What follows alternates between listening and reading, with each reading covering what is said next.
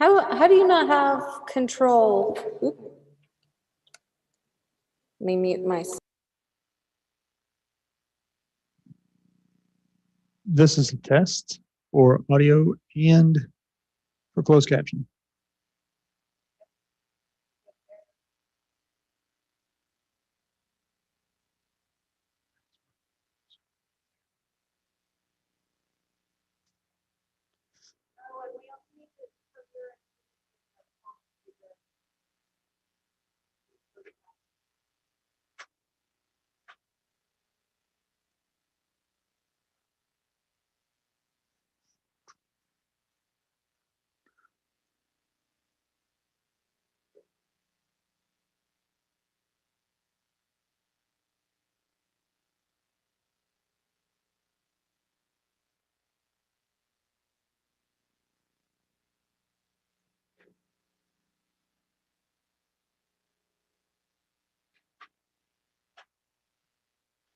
All right, you got it live to YouTube. Let me check that.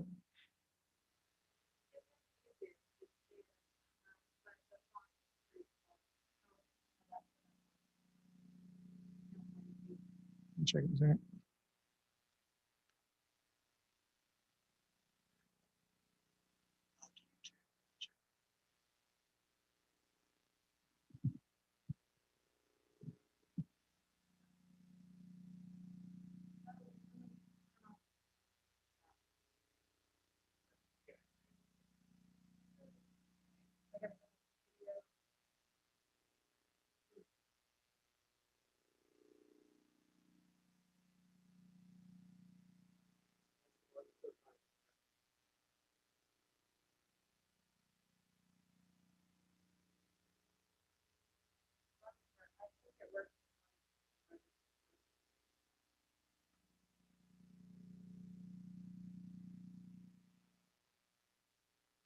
Testing audio to channel 42.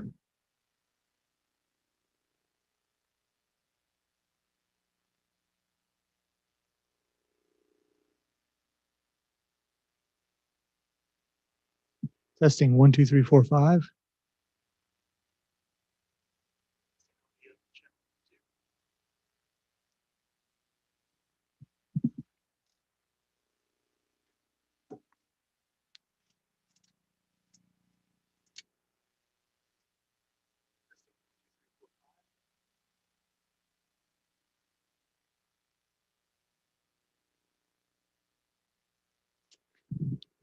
Testing to channel 42 one more time.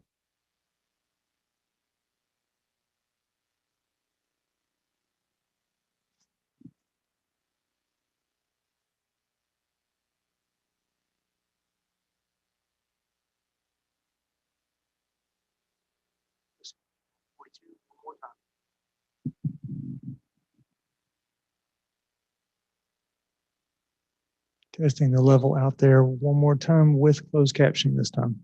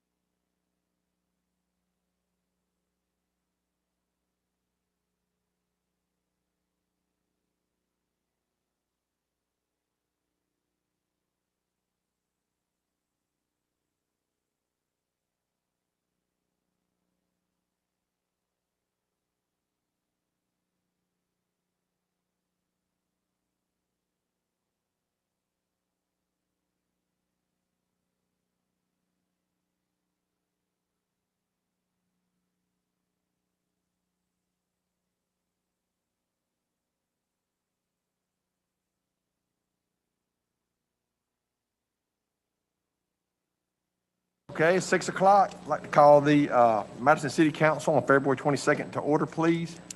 And with that, we have an invocation from Pastor Spencer Beach from the Building Church.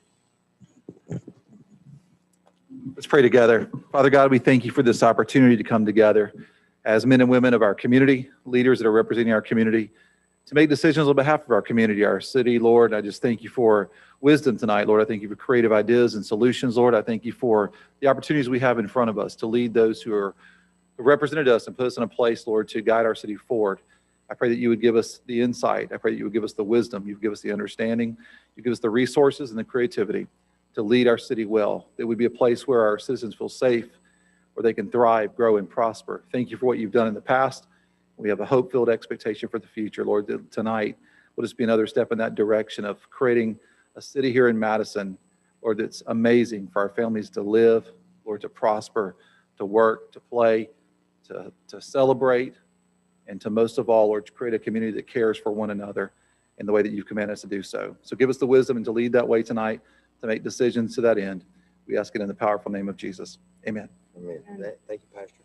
We have Joshua Scripture going to lead us in the pledge tonight.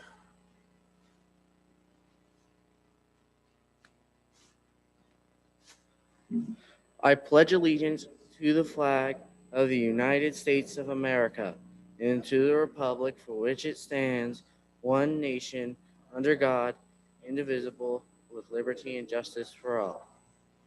Thank you, Joshua. Now we'll get the roll call, please. Mayor Finley, Here. Councilmember Robleski, Here. Councilmember Spears, Here. Councilmember Powell, Here. Council President Shaw, Here. Councilmember Bartlett, Here. Councilmember Denzine. Here. Councilmember Seifert. Here. We got a full house and a quorum, so we'll move forward. Is there any changes to the agenda tonight? I'd like to add, under boards and committees, appointments, one appointment for the Rec Advisory Board. All right. I'm adding an appointment for under board and committee appointments, adding an appointment for Rec Number 10. Advisory Board. Number 10. Is your microphone on? I see a green thing. That'd be me to keep my microphone on. All right. If that's the only glad it's on your change, left then side. we'll move forward. So next we got approval of minutes for the February 8th meeting. Move to approve. Second. Motion is second. Any discussion? If not, can I get the vote, please? Councilmember Robleski, Aye. Councilmember Powell, Aye. Council President Shaw, Aye. Councilmember Spears, Aye. Councilmember Bartlett, Aye. Councilmember Denzine, Aye. Councilmember Seifert. Aye. Motion passes. Next we'll move into a presentation and awards. And we have Miss Karen Lawler from Madison Beautification and Tree Board in connection with their annual appropriation. Are we done? Okay. So this is the first time I've had to wear real clothes since my mother's funeral, so I'm glad to know I can still get in them. And I apologize, I'm going to tap dance through this. I had to work all weekend on a work presentation, and I haven't really had time to study my charts, which goes against my grain, but we'll do it anyway. Take it off. Okay. Okay, so I guess I better learn how to do this. So we all know that the Madison Beautification and Tree Board was established in 2002, and we act as an advisory capacity to the mayor and city council. The purpose is to enhance the quality of life in Madison through the beautification of our community. So hopefully we can work on that after COVID.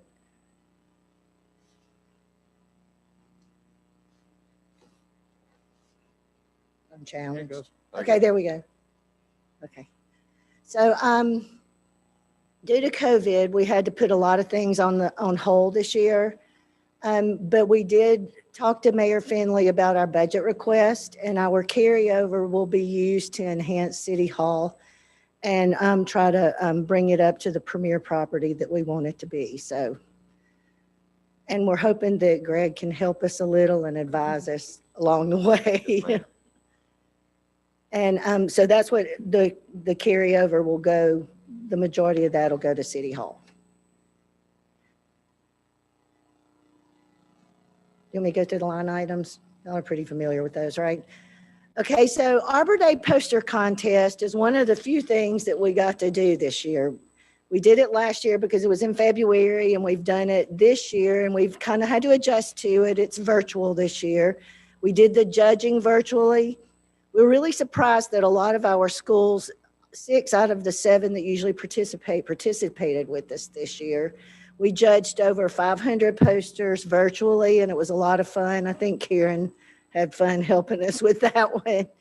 So with that said, we have a statewide winner. Jason Rowe placed for, we judged, and we had to send all of our first place winners to Anniston, Alabama for judging. And we got the notification back that Jason placed 3rd in the state, and he will go to the Capitol next week and help with their Arbor Day tree planting and have some photo ops with the governor. And I got word that he and his mother will be attending.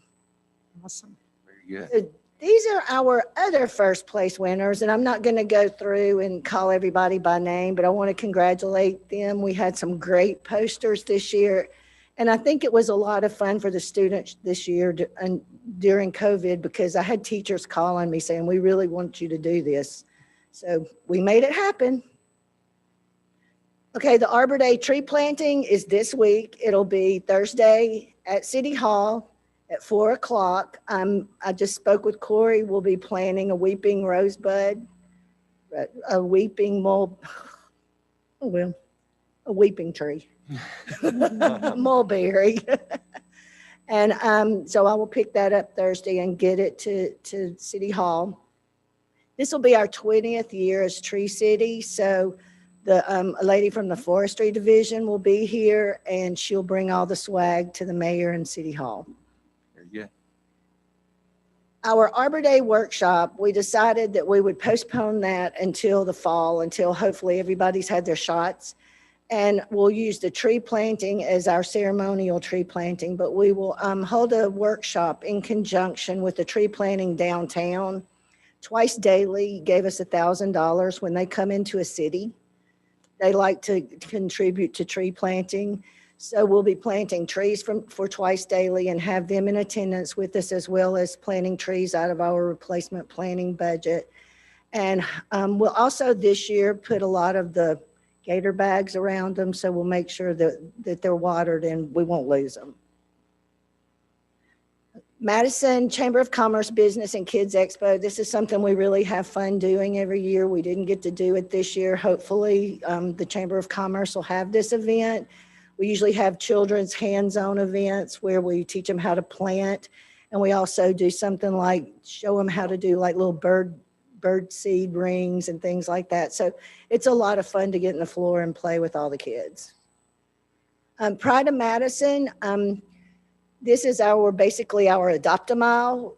We have 39 groups that have adopted a mile, and hopefully we use the Chamber of Commerce as an avenue, our membership to Chamber of Commerce as an avenue to tell people about this opportunity. It's basically free advertisement for a business. And we also use the Chamber of Commerce event to talk about our beautification awards. So if anybody wants a sign, we'll hook them up.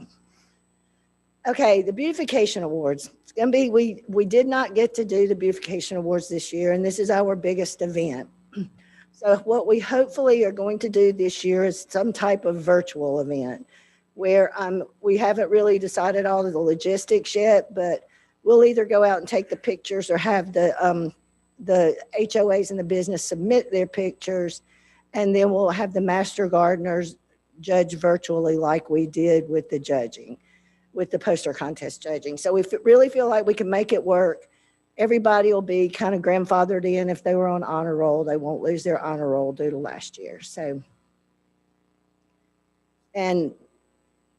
this is just some pictures of our luncheon. And we've also, we're in conjunction with the Alabama Beautiful. Did I say that right? Yeah. Anyway, it's we joined in 2019, and we didn't get to do anything in 2020, but we do plan on holding some more invasive plant workshops at the schools. It went over really well. So what we did was we had the workshop at the school. Someone came and spoke to all the children and the parents.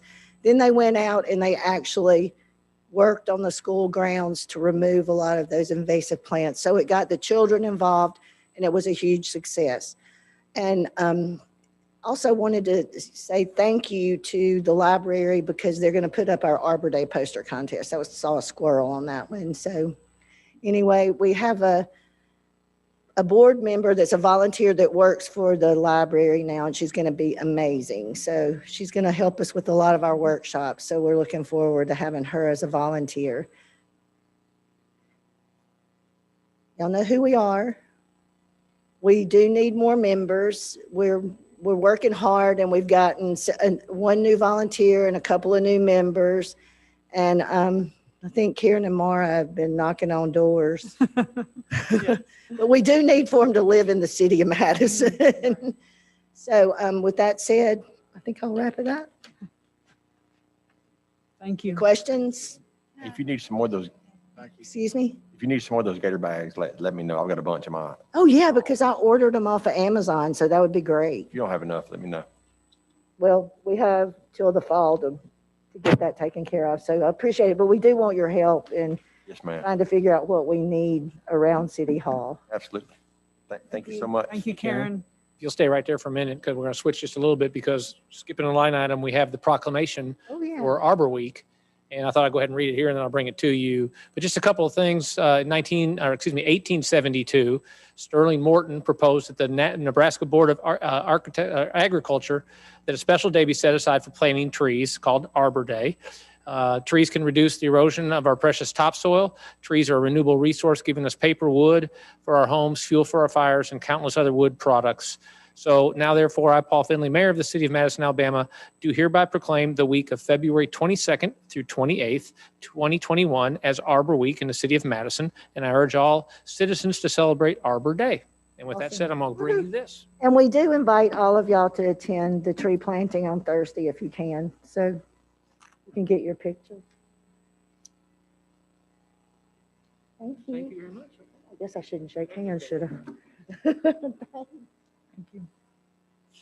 Next, we have Mr. Jeremy Blair of Wellstone.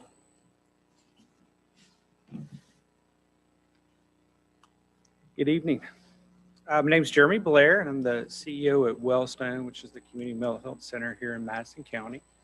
And I have the privilege of giving our annual report to the city council. So Wellstone served almost 12,500 people last year, which is pretty remarkable considering the pandemic.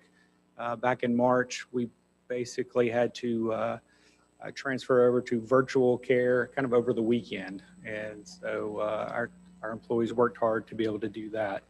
We served 840 people from Madison City last year, and that's a 55% of those were adults, 45% were children, and that's a 23% increase from the year before.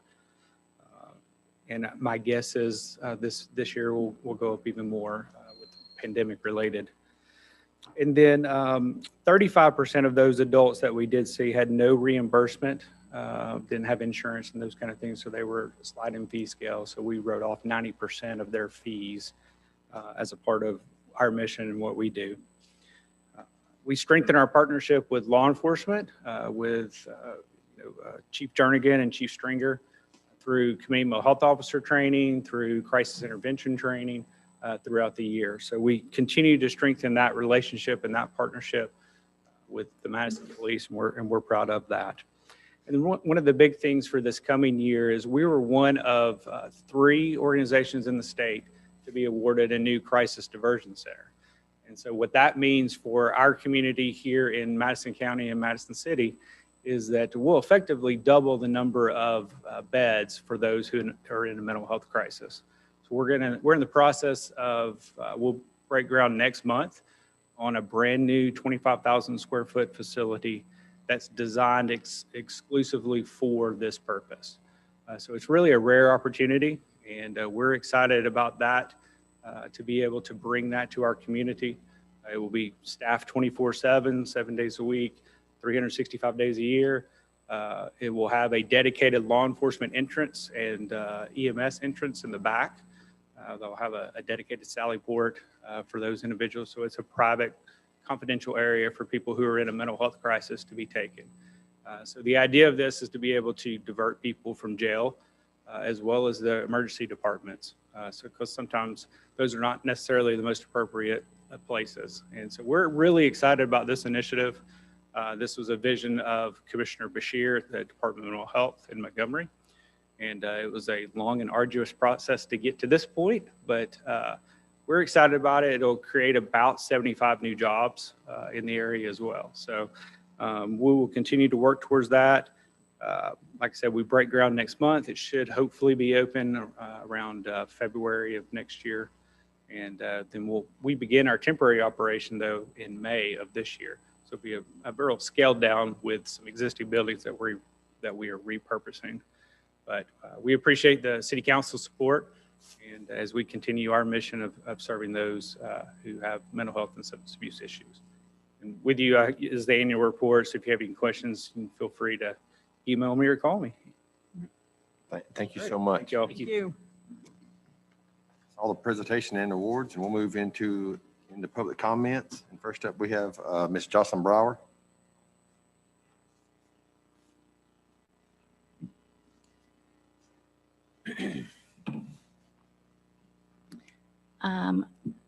I live in Taylor's Crossing subdivision in Madison.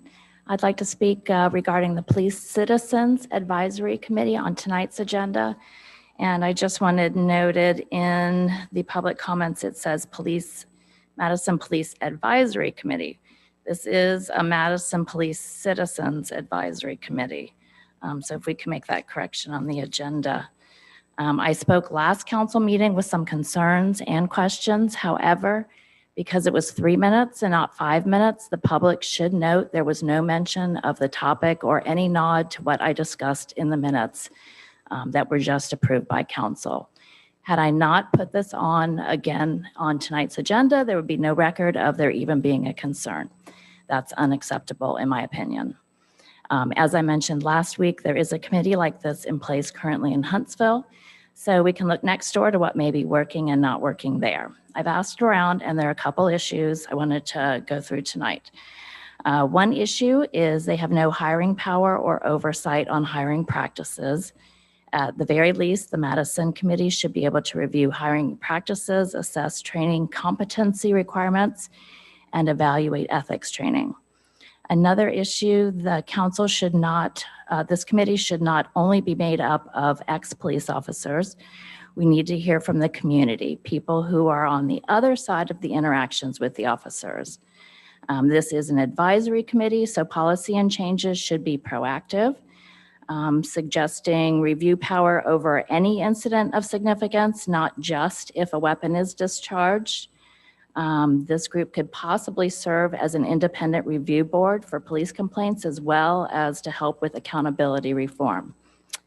Whenever there are complaints about police misconduct and whenever there are officer-involved shootings, a delegation that is charged to protect the public's interest should have the power to review evidence and even issue subpoenas to gather facts.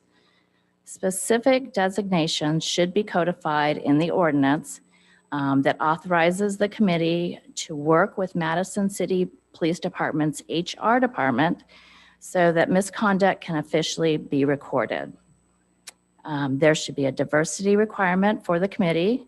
Otherwise, whole populations within Madison may go unrepresented.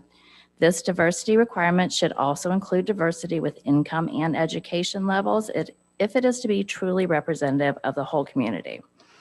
There should be resources available to officers and the public regarding implicit bias, diversity, and mental health.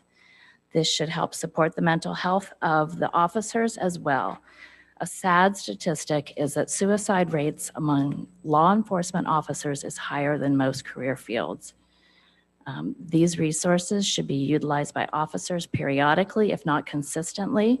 There should be at a minimum be an annual training requirement for diversity, implicit bias, and mental health.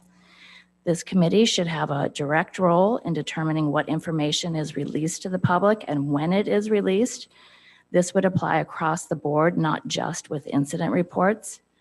Publicly disclosing pertinent officer use of force procedures, de-escalation, and implicit bias training and hiring practices should be under the purview of this committee. The public should be aware of how officers are trained and how hires are made. This information is either currently hard to find or not disclosed. Educate high schoolers. If there are underrepresented groups within the police force, maybe this committee could devise a plan to educate high schoolers on the importance of policing and focus this education towards those underrepresented groups.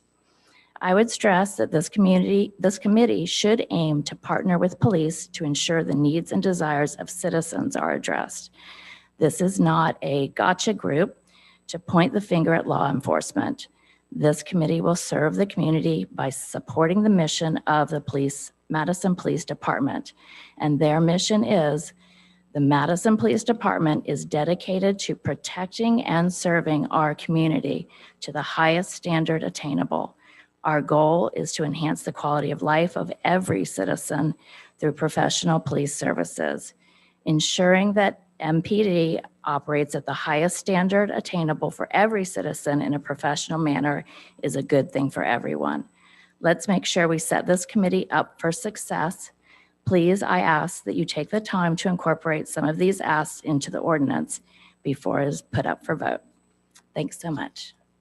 Thank you. Next, we have Mr. Mike Sheehy.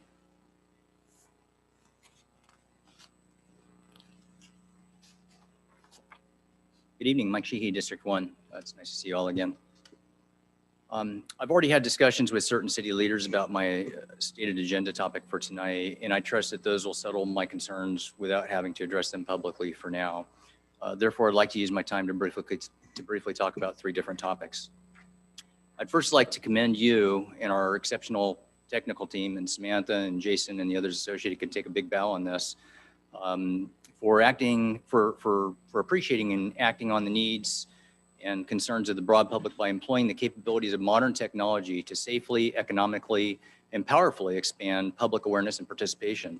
Whether it's Zoom, YouTube, Facebook, these different options that you've implemented, it's clear that there's some consternation about how to proceed, and it's very pleasing to observe how you worked through these obstacles to make this happen.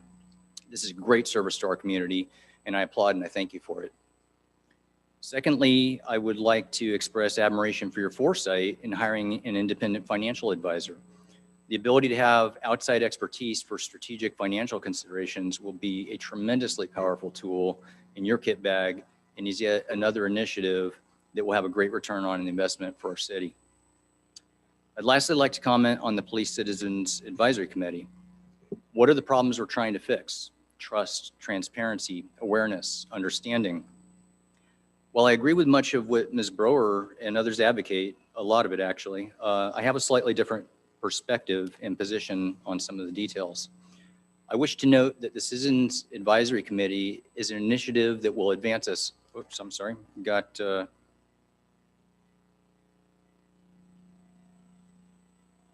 When I was talking about the objectives of trust, transparency, awareness, and understanding, I'd like to note that the advisory committee is an initiative that will advance us light years towards those objectives. It's an initiative I endorse 1,000%.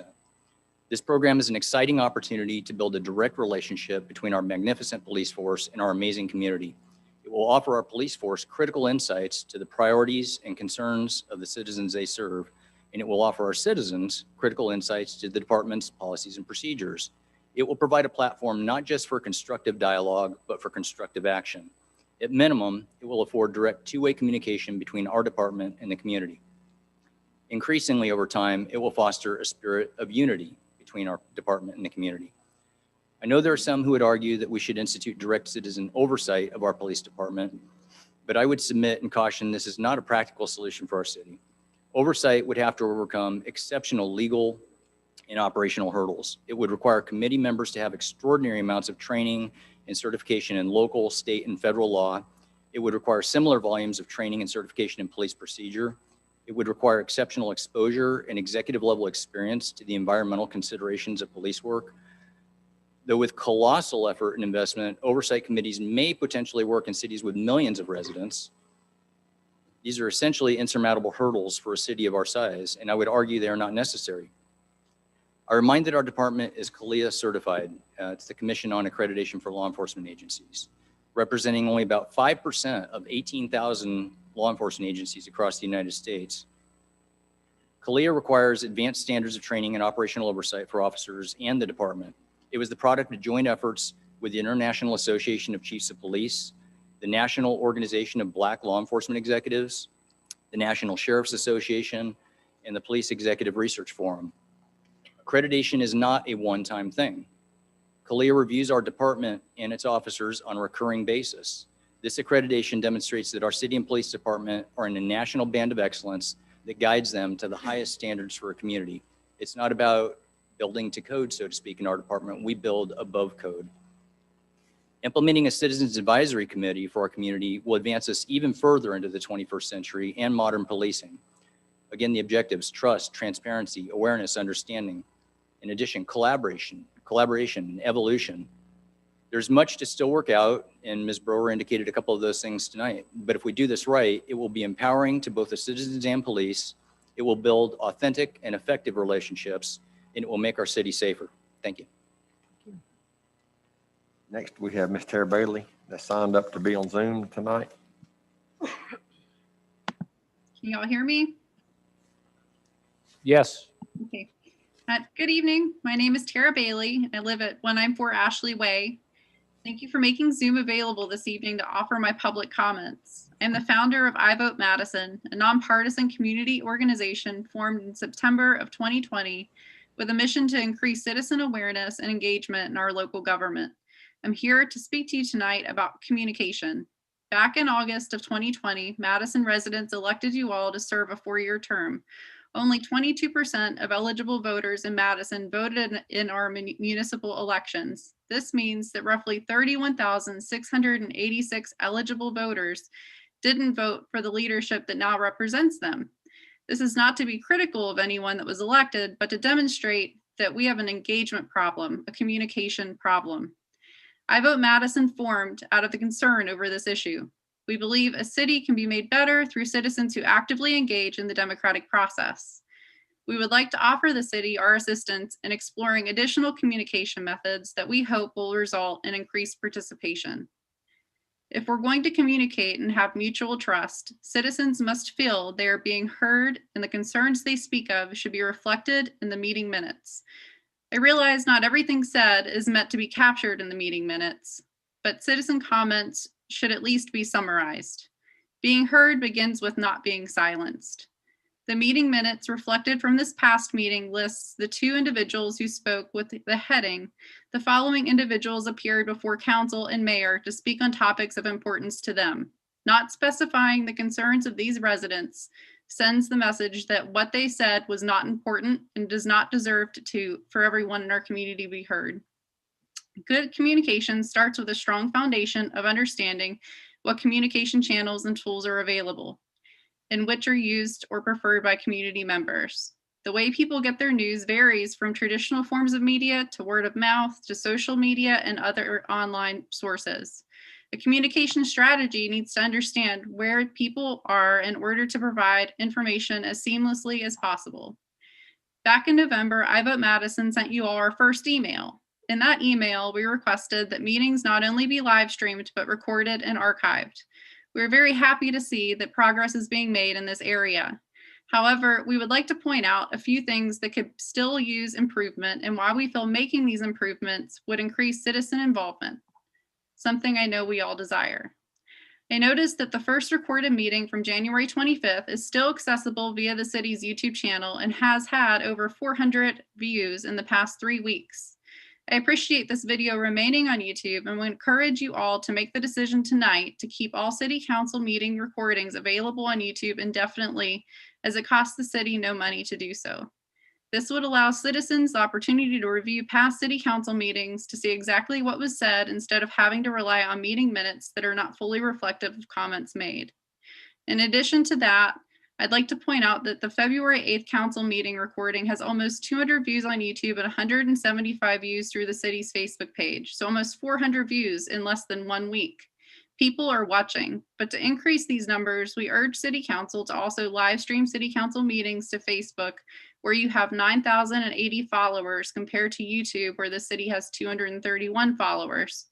Individuals who follow the city's Facebook page would get a notification when the City Council meeting goes live. They would also be able to openly comment, which we believe would increase engagement even further. I understand that there are concerns that vulgar language could be used on the Facebook live stream. Any comment made or user making comments that use vulgarity could be deleted with the user blocked from commenting.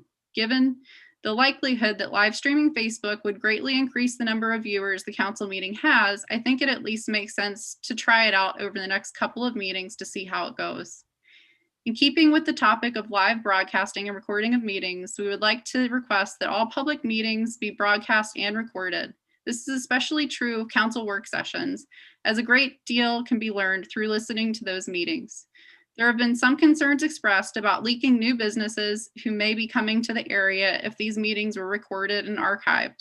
We would like to point out that these are public meetings that the press and public are invited to, so anything said in these meetings is public knowledge.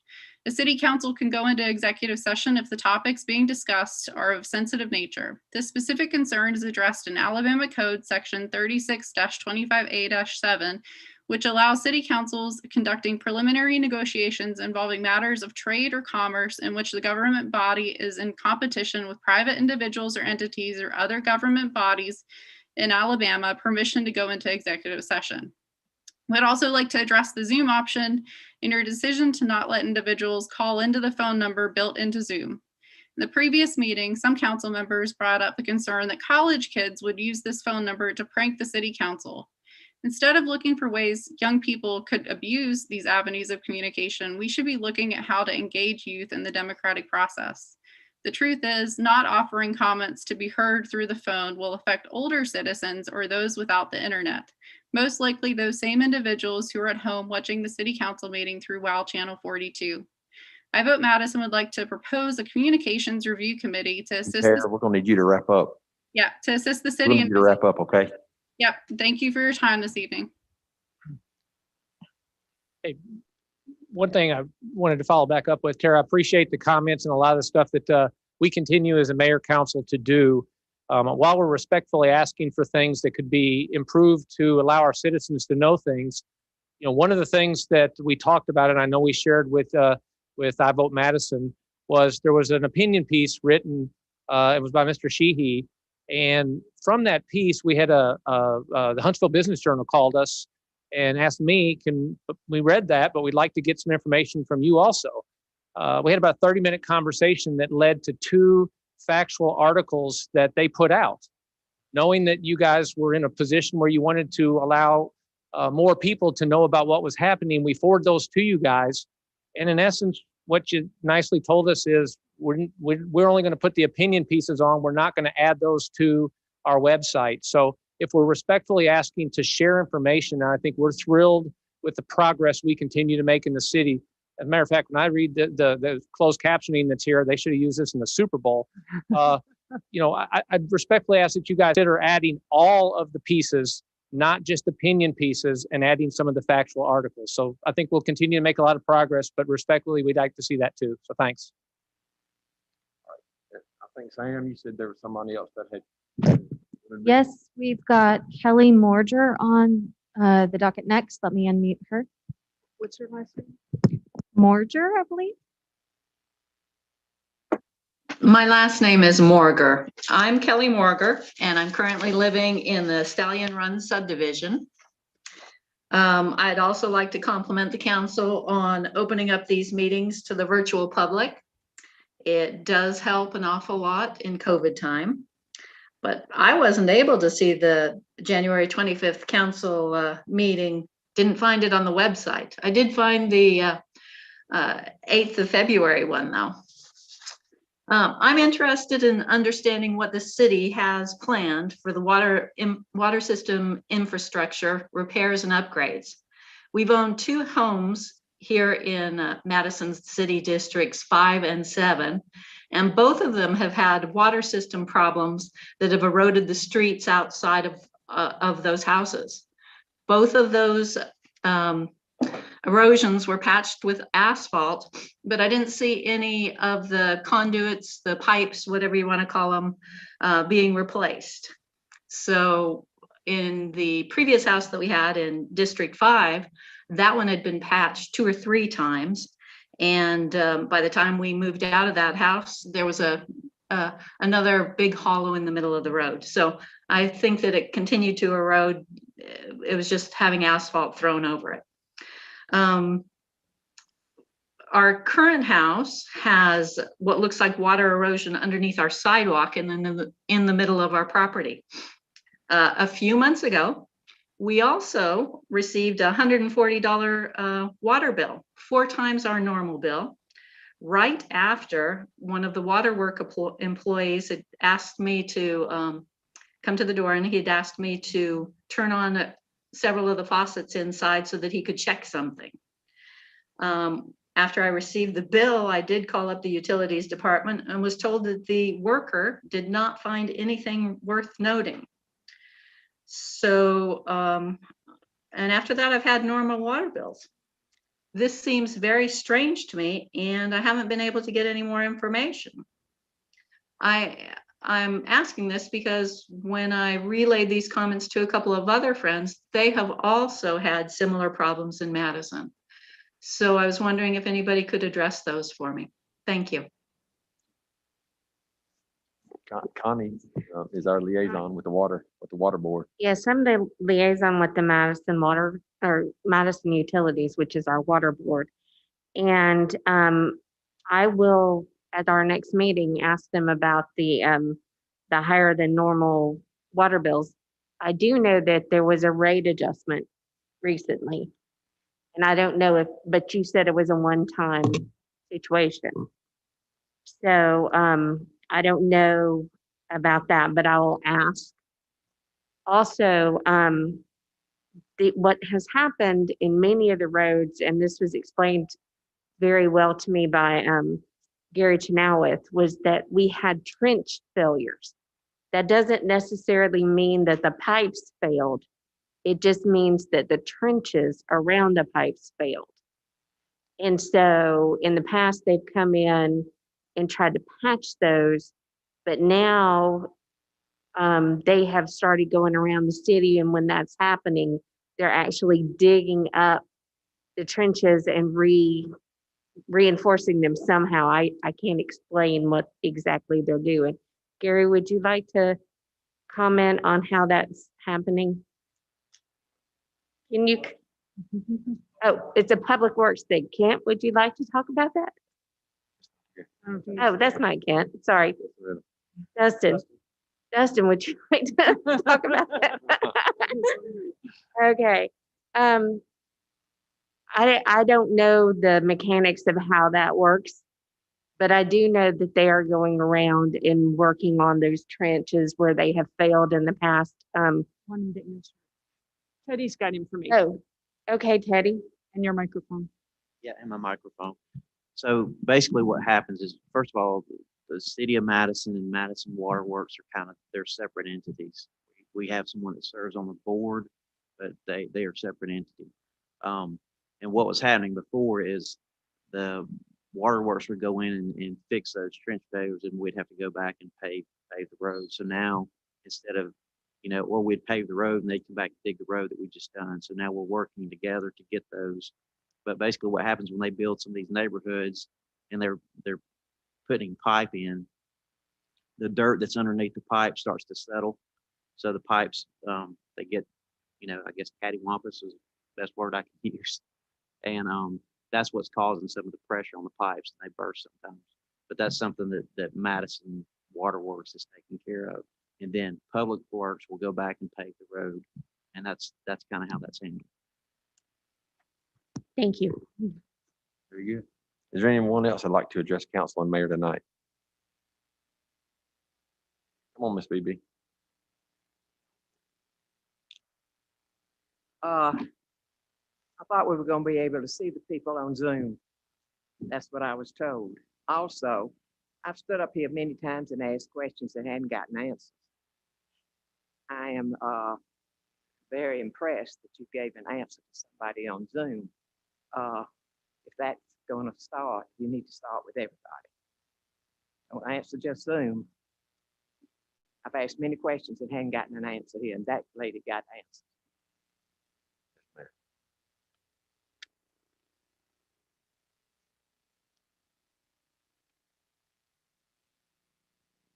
Good evening. My name is Reed Carpenter. I live at 142 Whisperwood Lane here in Madison. I have two questions going over the agenda and listening to Tara Bailey. Does Madison City have a social media manager type role that someone does? Hi. Having fun, aren't you? I just noticed that her numbers on YouTube and Facebook seem a little low for such a well-wired city. We have 7,000 on Facebook, and an additional around 15,000 on Twitter. So right now we've got about 20 people on YouTube watching. Okay, I just never heard of anybody actually managing the social media accounts for the city, so I'm glad somebody does that. Looking over the previous meeting's agenda, was the ordinance for the police citizens committee, was that read into the minutes? I didn't see it in the agenda, so, and I wasn't here, so I don't know if that was read. If the contents of that proposed ordinance are public yet. It was part of the agenda packet, and that was the first reading. Today's the second. Okay, cool. I've read about it, and I'm really impressed that the city and the police are going to cooperate with an advisory committee. I disagree with suggestions that grant more power to a government entity that's non-elected.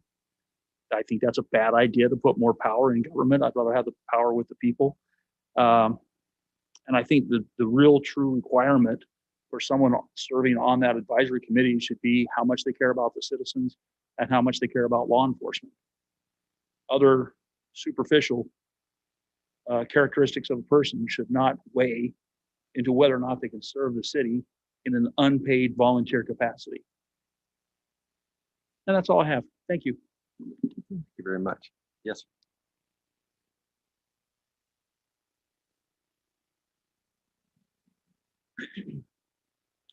Mike Callahan, 120 Corinne Drive. I spoke at the last meeting, referenced transparency, and once again, I hear all the media, different Facebook and YouTube and, social media and all those things. But we still have to deal with issues. And I think getting the word out is one thing. We're more than happy to let Mr. Nelson come up and talk about the wonderful things that he's done. And then when it comes down to how are we going to pay for the stadium, the rest of the bill on the stadium, we stop. Because we don't want to talk about the hard things, the bad things. So I have a couple of questions. They're hard questions, and maybe, as Ms. BeBe said, maybe I can get an answer. But I would like to have an answer, and I'll continue to come back until I get an answer. So the westbound I-565 ramps. Mr. Nelson was kind enough, crazy enough, I'm not sure what that answer is, to bring that into the public knowledge sphere. But people knew about that. Some of the people in this room knew about that. I'm pretty sure it was knowledge, some of the people in this room, before August of 2020, in fact. So what I'd like to know is, when did the city find out about this as an issue? And why didn't the citizens know about it at that time? Keep going, and we'll get your second question, then we'll get you your answers. Okay. My second question is, does the city have a representative on the town Madison board that reports back? And if not, why do we not have that protection or that mechanism in place to protect us? Right. Then And then my third question, if I can remember it, I turned my phone off. Well, let's start with those. Let's see if we can get those answers. Yeah, I absolutely can. Let's go to the second one first. The Town Madison Cooperative Board has 3 members on that board, all 3 which are appointed by basically council. And so we do have representatives on that board. Steve Haraway, Ron Klein, and Kenny. I'm like you, I'm drawing a blank. Kenny Watson. So those are the 3 that are on that board that are put on by us.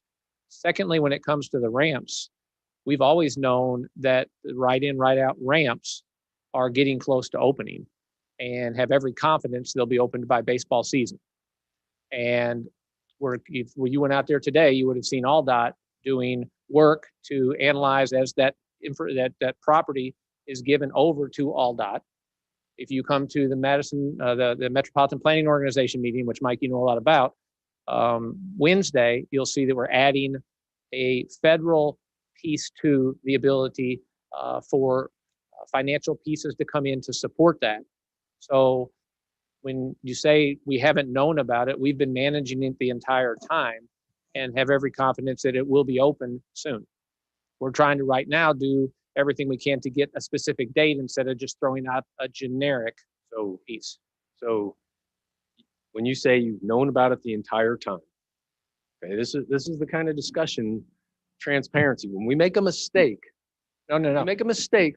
No, you gave a certain amount of money to Town Madison to do a job.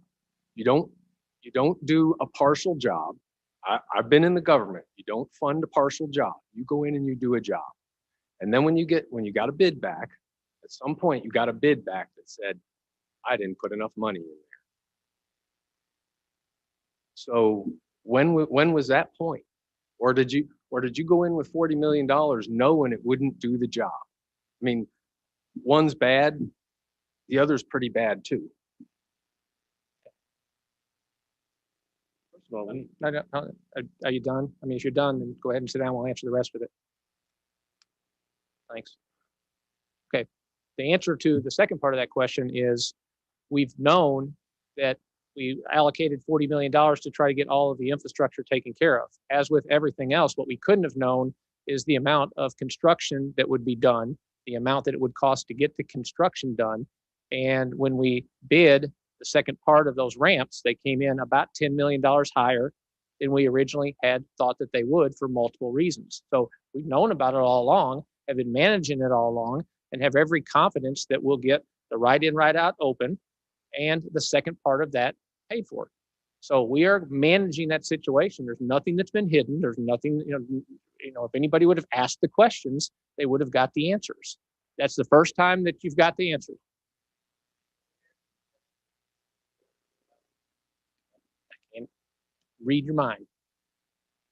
But every one of these meetings, they're all open. The finance committee meeting is open, and we very rarely ever have anybody at finance committee meeting, and they discuss a lot of these issues. It's before this meeting. The Town Madison meetings, they're open to the public. I mean, all these things are open. Anybody can go.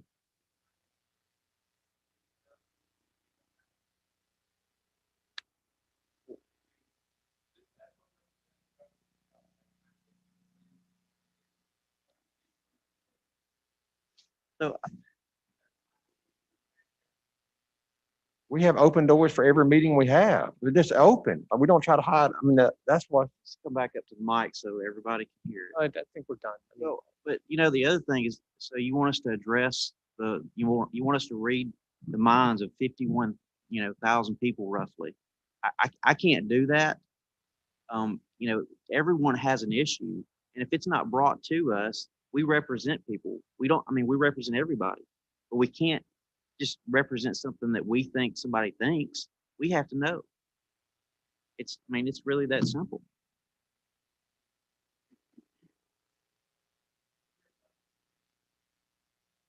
When we get to issues of magnitude, it doesn't matter whether people shouldn't be magically conjuring up when you sign an agreement and you say you're going to go forward and do these things, you budget the money to do it.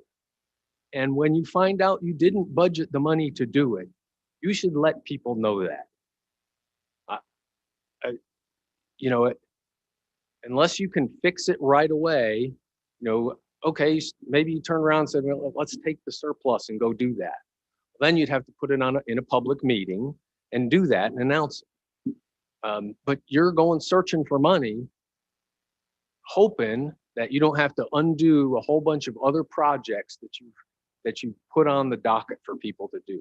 And I think that's an important part of being transparent about the operations.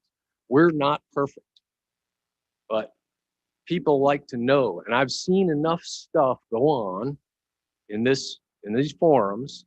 You know, I was reading something that was written by Mr. Scott Fulmore, where Mr. Powell questioned the wisdom of going forward with some of these agreements without having all the discussions. So maybe you guys even knew that before you went forward with any of that, but it never came out what was he worried about? What exactly is he worried about? That was in the court filing for the bond. So That was also in a meeting. We had an open meeting. Anybody could have came. And what I was concerned about, what we discussed, is we had 3 different options: best case, worst case, and most likely case. And that's exactly what we did. We went out and we got a survey. You know, that part of that was Mr. Fulmer had a better idea that he wanted to do softball instead of baseball. So that was some of it. okay, he did not indicate in his filing that was. I understand that. And that's about transparency. You know, we're held accountable for transparency. So are other people. I mean, you know, it's just, I can tell you articles are written sometimes and they're written about people and they say it's written about people. But I know directly who they're talking about because I was sick out with COVID and someone called me out for not answering my emails. So I know exactly what that is. So let's talk about it. It just to me goes to transparency. Either you talk about the important issues and you talk about everything. You don't just talk about the good things and the easy things. You need to talk about the hard issues that people should be concerned about. You need to let them know that there's issues that they should be concerned about. And I hope this transparency leads to that. And one of the things I always appreciated, and you did it, is, you know, I have 2 hours every 2 weeks set aside in the mayor's office, 30-minute appointments. And when we were talking about baseball, you took the opportunity to come and sit down in my office and talk. I appreciate that. Thank you. Does anyone else like to address council? If not, we'll move into the consent agenda and finance committee report. Finance committee met this evening and we'd reviewed the bills previously. We did talk about it, opportunity on RFP, but we'll discuss that in the next meeting. But, Excuse me, I'm sorry, Teddy. Can you pull the microphone closer? Thank how's you. that? That's much You want me to hold it and sing into it? No. That nice? Karaoke breaks out. Hold it, but don't sing. Don't sing. Don't sing. All right. Well, the finance committee met earlier this evening and we'd reviewed the bills previously. Everything looked in order and we had a meeting about an RFP, which we'll be bringing to next council. Thank you so much for talking into your microphone. I really appreciate it. And I make a motion to approve, by the way. I'll second it. Motion and second. Any discussion?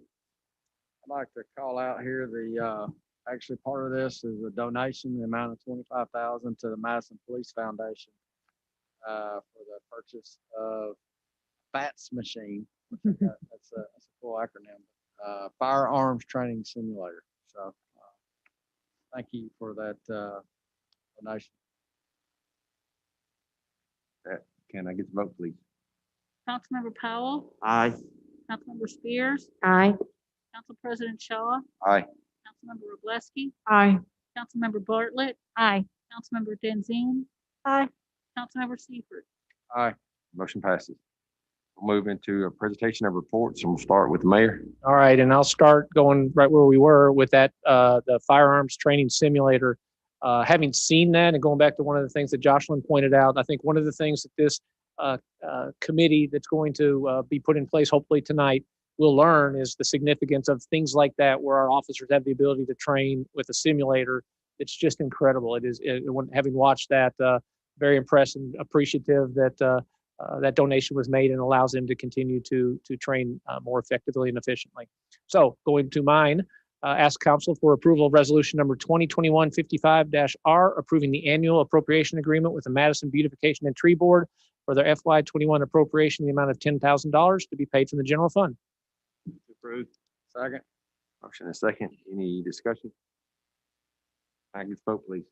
Councilmember Powell, Aye. Councilmember Seifert, Aye. Council President Shaw, Aye. Councilmember Roblesky, Aye.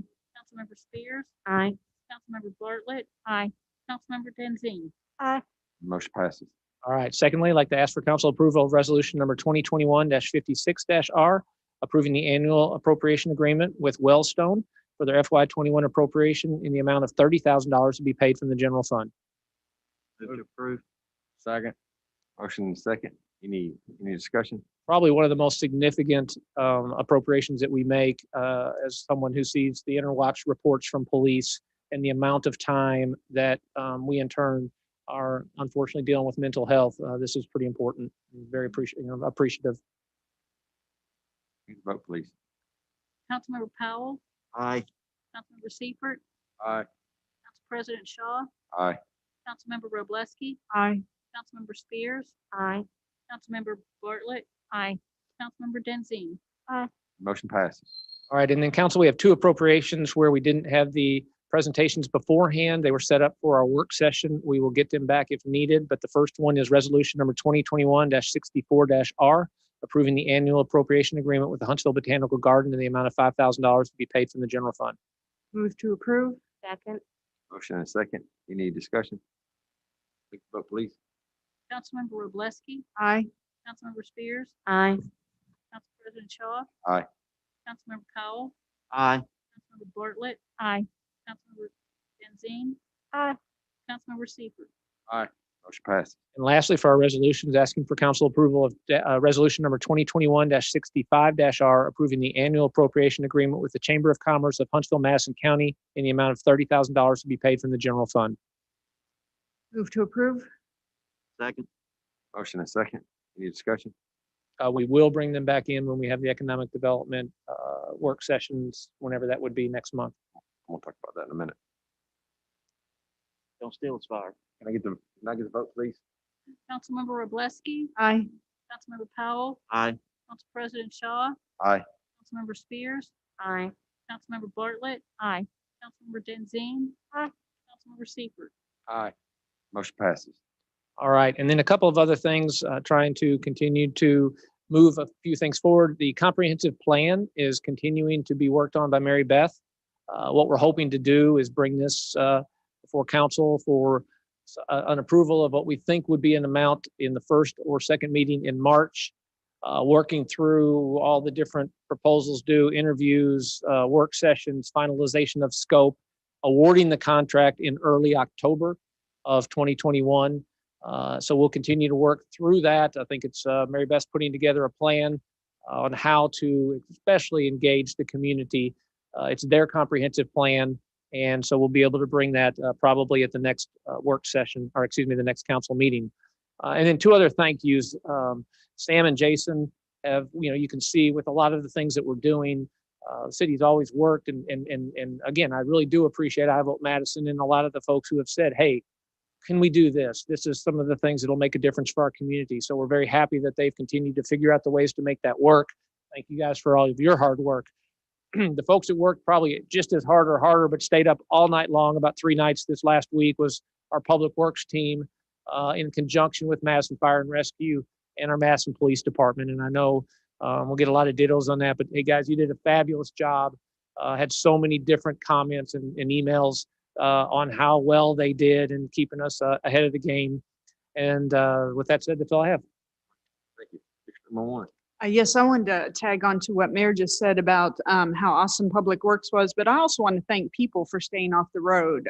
We had that weekend in Atlanta, and so we kind of came back, and I was very relieved to see so little, the least amount of traffic I've ever seen on 565 in particular. So I'm sure that Chief Bailey and Chief Stringer will join me in thanking our citizens for really heeding the warning, being weather prepared, and listening to the advice of our responders to protect them from any mishap. I also wanted to thank Parks and Rec. We have a new soccer field.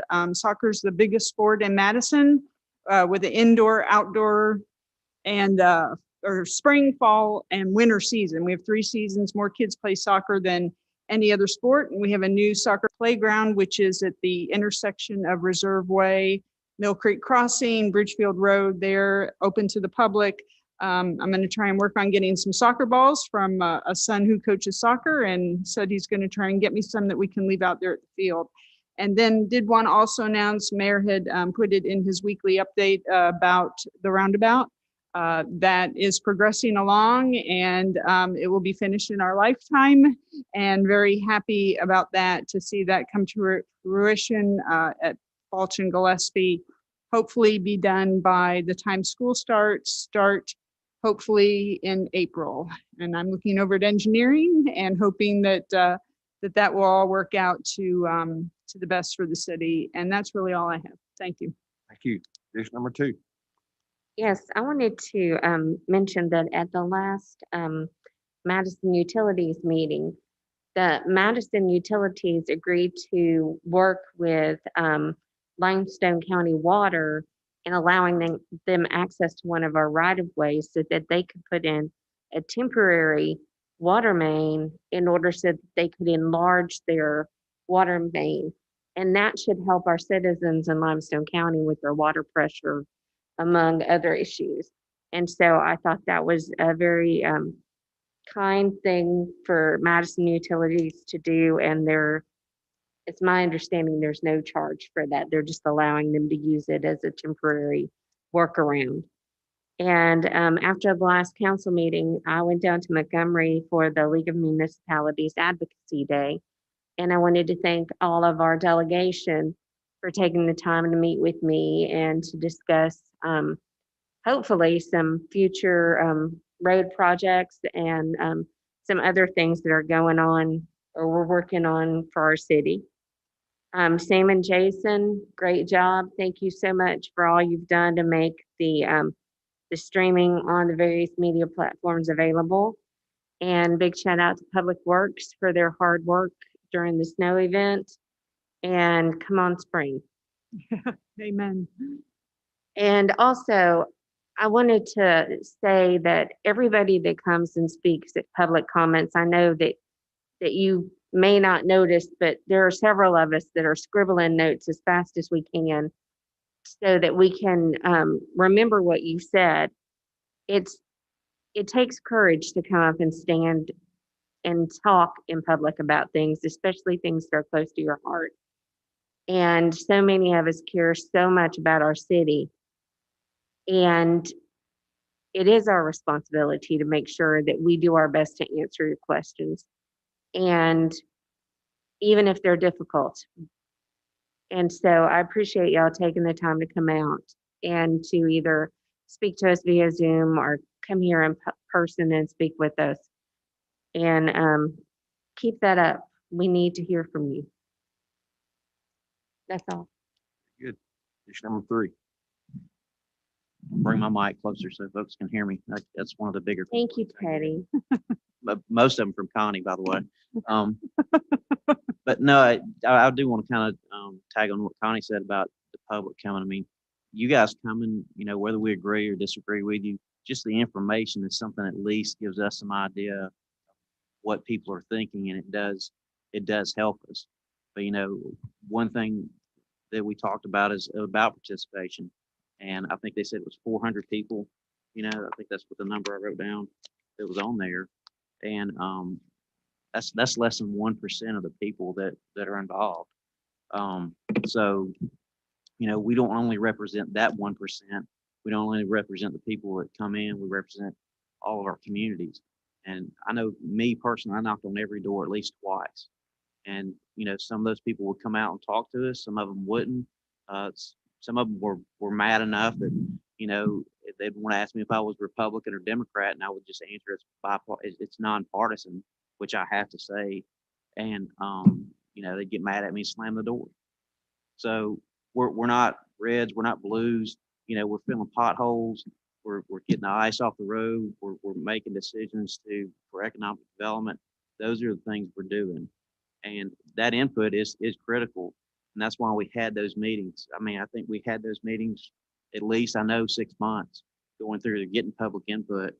And we got some, and we got, just as much input on the naming of a baseball team than we did even the stadium. And people want to question about a $40 million stadium, which, I appreciate. We came in under budget, by the way, but we have that same budget. We manage that same entire budget every year. And we don't have people come in finance committee meetings asking about that. So they're open. You're more than welcome to come. Just recently started those back because of COVID. So, we're trying to work through that as well. And the other part is, public works. We don't always think about public works as, managing emergencies, but when the weather gets bad, whether it's tornadoes or floods or whatever, they're the guys that are out there. And we did make a decision in the last CIP to build in that building, and that allowed them to stay overnight there and be available instead of being in hotels and stuff. So just want to thank everybody for coming, and keep it up. That's all I've got. Number 5. Got a couple of announcements and a shout out.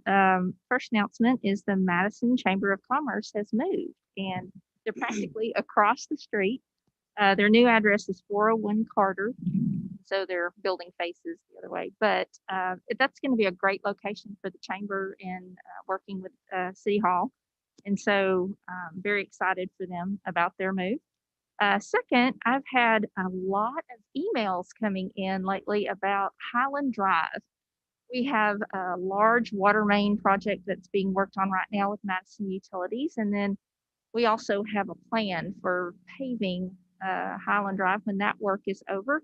And part of that plan entails removing some speed bumps. So there's been a lot of discussion in my district about what that plan is. And so in light of all of the emails and questions I've been receiving, I thought that was a great opportunity for us to hold a town hall for District 5.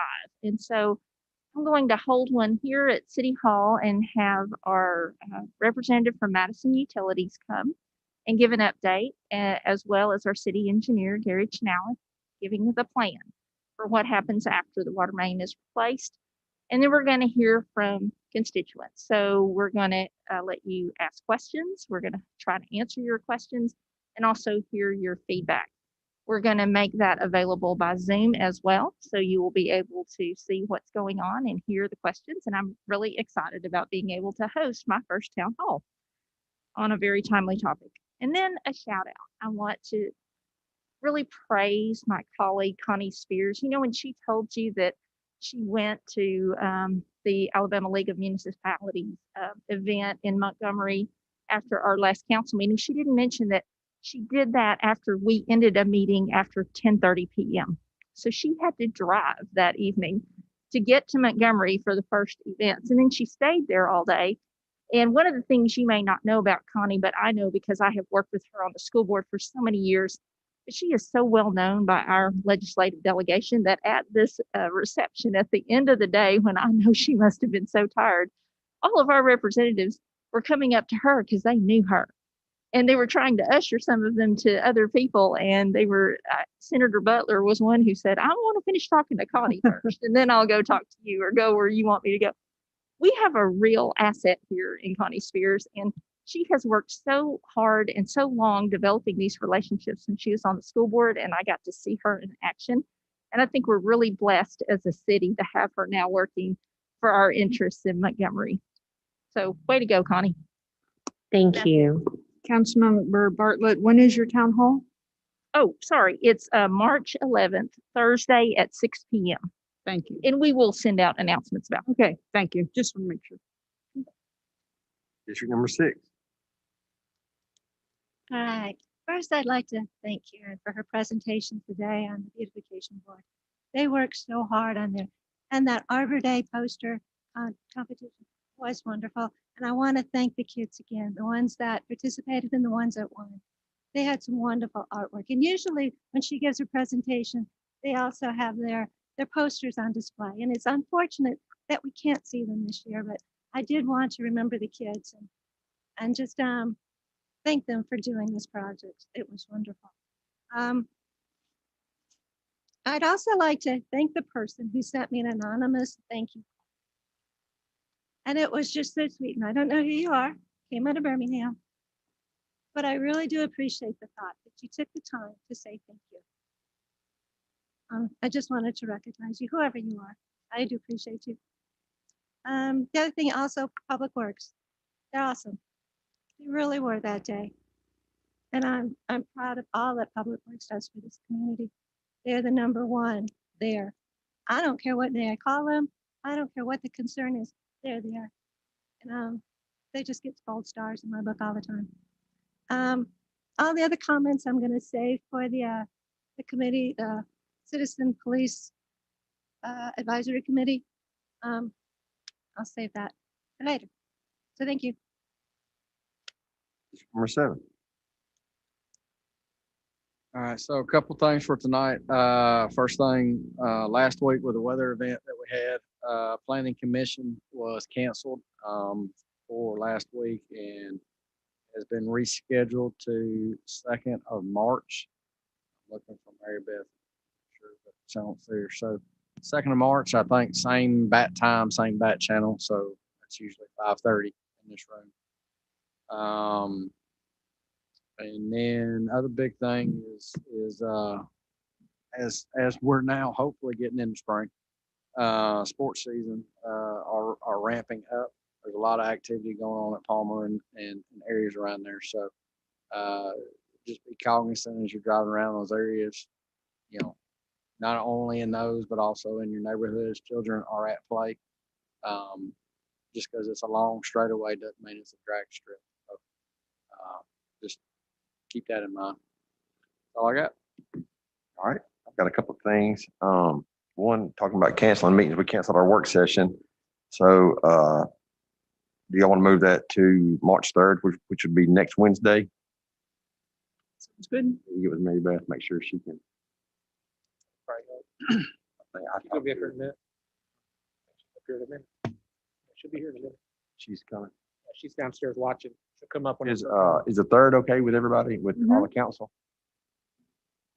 We'll make sure that Mary Beth's all right with that. And if she is, we'll see if we can't do that on the 3rd.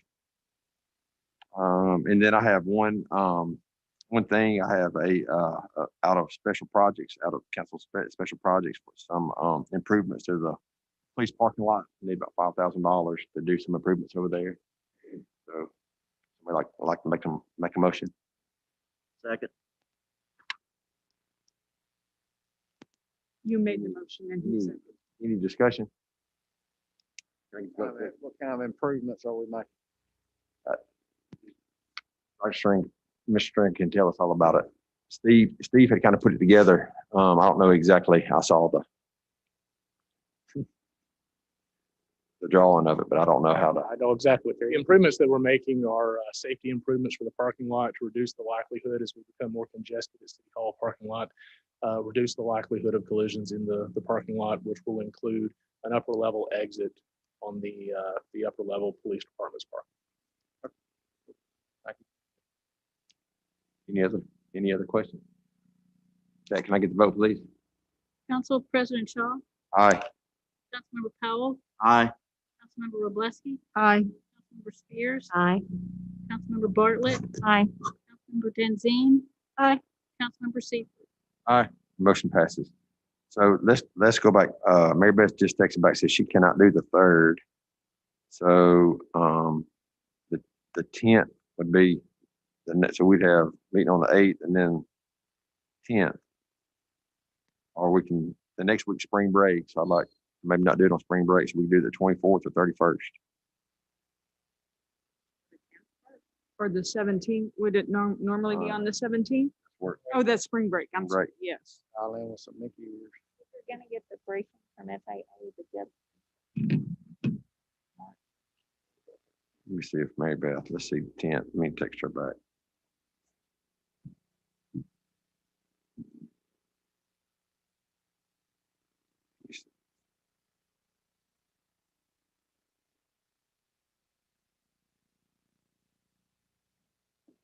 just pencil the 10th in and see if she'll send something back in a minute. But for now, we'll pencil in the 10th. Maybe we'll solidify that in a minute. So with that, that's all of the presentation reports, and we'll move into board and committee appointments. I think John said he had one. I had one. I'd like to nominate Kurt Cook for reappointment to the Rec Advisory Board. He served last few years, been a good member. Talked with Corey and folks, and I think he's a good reappointment. So I'd like to ask that he be reappointed. Any other nominations? Not, we'll affirm him. Next, there's no public hearings. Department reports, we'll start with the building.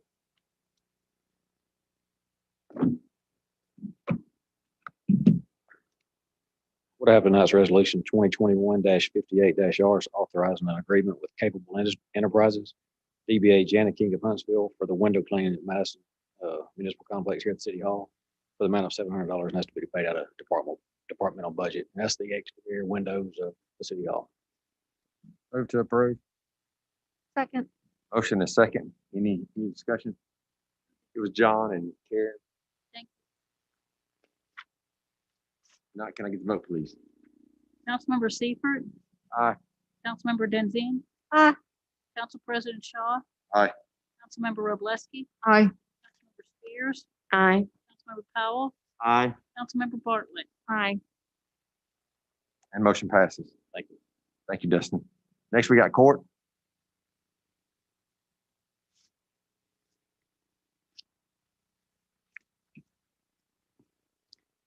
Good evening. I'd like to ask for council approval concerning resolution number 2001-61-R, authorizing an agreement with Municipal Intercept Services, LLC, for participation in the Municipal Debt Recovery Program.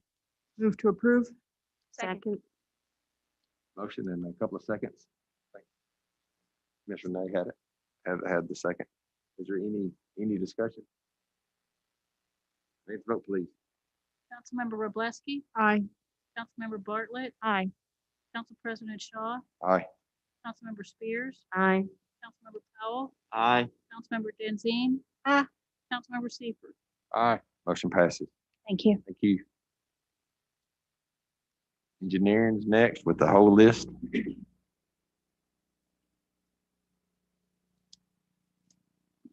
Yeah, I'm sorry, I got 6 items tonight. First one, I'm requesting approval, resolution number 2021-50-R, accepting Bird Green Village Phase 6 into the city maintenance. Everything's completed, all I's dotted, T's crossed. Move to approve. Second. Motion and a second. Any discussion?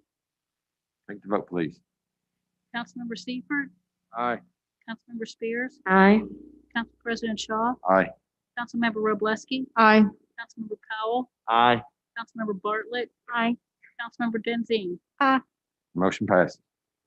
I'm also requesting approval for resolution number 2021-51-R, acceptance of Heritage Hills Phase 1 into the City of Madison Maintenance Program. Everything's completed, everything's correct. Move to approve. Second. Motion and a second. Any discussion? Take the vote, please. Councilmember Seifert, Aye. Councilmember Spears, Aye. Council President Shaw, Aye. Councilmember Robleski, Aye. Councilmember Powell, Aye. Councilmember Bartlett, Aye. Councilmember Denzine. Motion passes. I'm requesting approval for resolution number 2021-59-R, awarding a bid for shorter street drainage improvements to Reed Contracting Services in the amount of $281,288.29. This will be paid out of the bond fund for the road improvements for the Celtic Drive Middle School improvements. Move to approve. And this project did come under our estimate. Yeah. Got a motion and a second. Is there any discussion? I'm sorry, I didn't hear. It was John and then Teddy second. Only thing I'll add, two quick things. One, appreciate Gary and Michelle. They continue, we're almost having weekly meetings right now to continue to go forward. And again, to remind folks that while this says our bonds, the schools participated greatly in making sure that we get the proper infrastructure to and from the middle school. But again, I'm glad it came in under bid. Read the vote, please. Councilmember Seifert, Aye. Councilmember Powell, Aye. Council President Shaw, Aye. Councilmember Roblesky, Aye. Councilmember Spears, Aye. Councilmember Bartlett, Aye. Councilmember Denzine. Motion passes.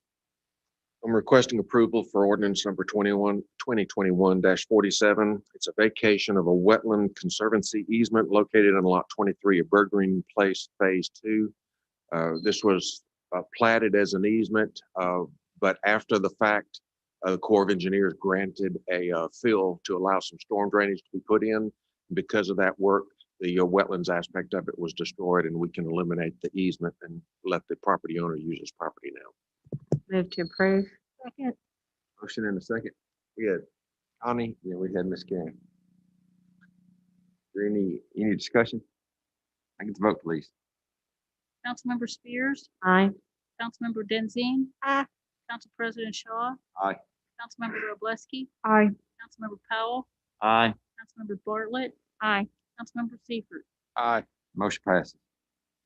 I'm requesting approval for resolution number 2021-62-R, authorizing agreement with Croy Engineering to design traffic signal improvements for the intersections of Sullivan Street and Madison Boulevard, as well as Hughes Road and Will Halsey Way. This is as part of the school project as well. We're modifying both of those intersections to enhance their capacity for when the middle school opens up. And one thing I want to note is we had the amount for $10,000. We want to award them $13,000 because we want the $10,000 design plus $3,000 for assistance during construction.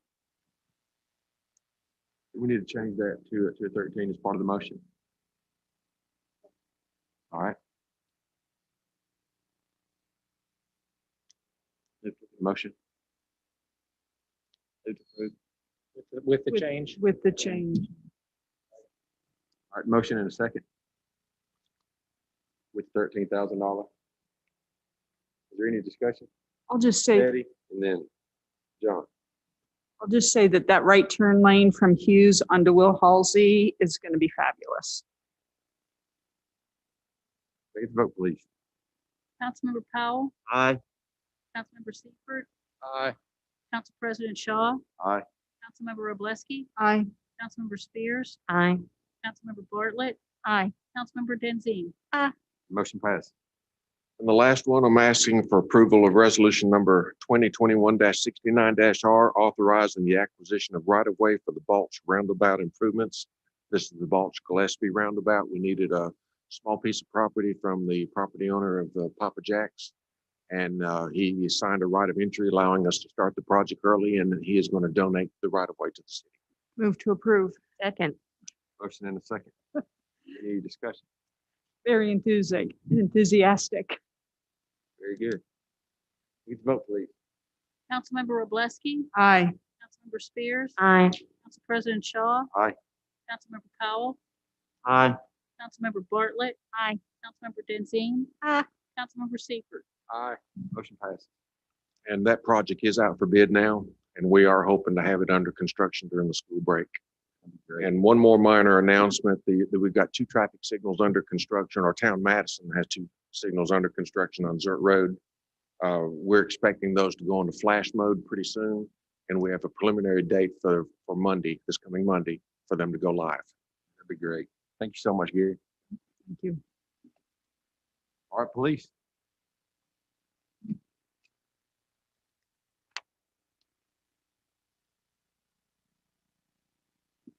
Good evening. First, we request that you approve resolution 2021-36-R, authorizing the purchase of a virtual law enforcement training system for $54,000 to be paid from the departmental budget. Move to approve. Second. Motion and a second. Any discussion? Need to vote, please. Councilmember Seifert, Aye. Councilmember Denzine, Aye. Council President Shaw, Aye. Councilmember Roblesky, Aye. Councilmember Spears, Councilmember Powell, Aye. Councilmember Bartlett. Aye. Motion passes. Thank you. Next, we request approval of proposed ordinance 2021-32, establishing the Madison Police Citizen Advisory Committee, which will establish a mechanism for citizen participation in the Madison Police Department to enhance communication and cooperation between the community and the police. Move to approve. Second. Got a motion in a second. Discussion.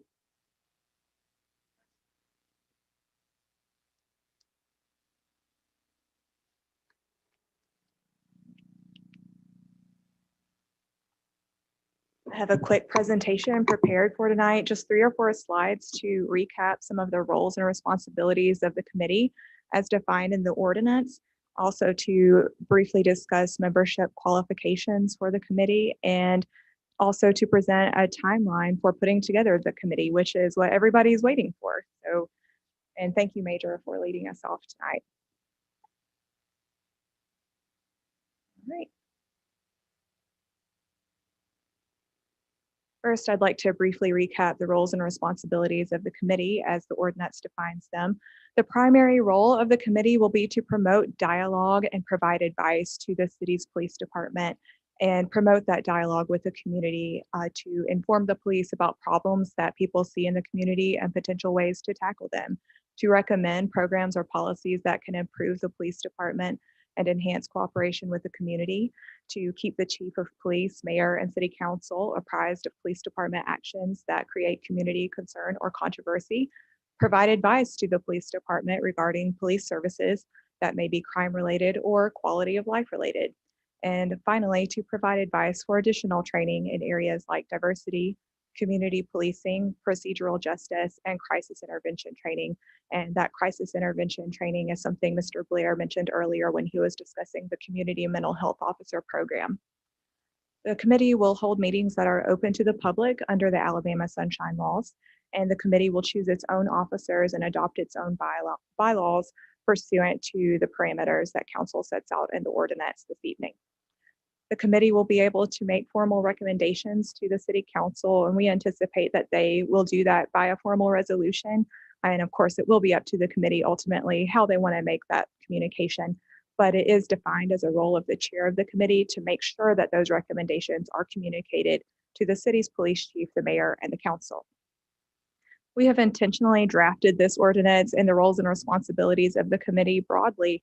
And that's because the agenda for the committee belongs to the committee, and they will have a lot of ideas on what topics they want to cover and how they want to do that. And that could take the form of a public forum or dialogue sessions or education and training.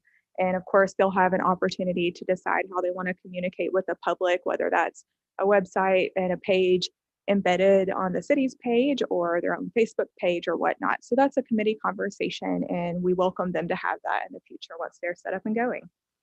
And I also wanted to note, in response to a citizen question that we got, the chief of police will be the primary liaison to the committee, and then as needed, officers will participate depending on committee topics. So if they do want to hold a training session on the community mental health program, the detective who leads that up could speak to that. So it'll just be determined, on an as needed basis.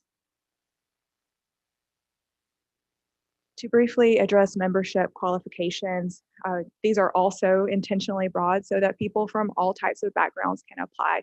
The only real parameter is that a citizen must be a resident of Madison and must be a qualified elector of the city over the age of 18, but there are no particular education or background requirements, and that's purposeful because we want everyone to apply and feel free to do that. And the committee application on the city clerk's website does provide ample space to describe your community involvement, career path, and education, but don't let that scare you off if you're interested in applying for this committee. It will have 9 total members, 1 for each council member who will nominate a member from the slate, from the packet of applications that you ultimately receive. The mayor gets a spot and the chief of police gets a spot. You all have a big decision in front of you in appointing a chief of police, but if you'd like to go ahead and select the committee within the next couple of months before appointing a police chief, the committee can operate with 8 members. So that's really up to you all in terms of the timing and number of applications that you get. We, of course, ask that the committee members are willing to serve an initial term of 2 or 4 years, And we ask that they're willing to commit the time to attending the training sessions, attending the meetings of the committee, and being prepared to field questions for members of the community who may look to them as a resource and somewhat of an expert on police topics since they're a part of this committee. And finally, I'd like to address the timeline for committee setup. Starting this week, we anticipate that the city clerk's office will be able to start accepting applications. And the application form will be the standard city board and committee application.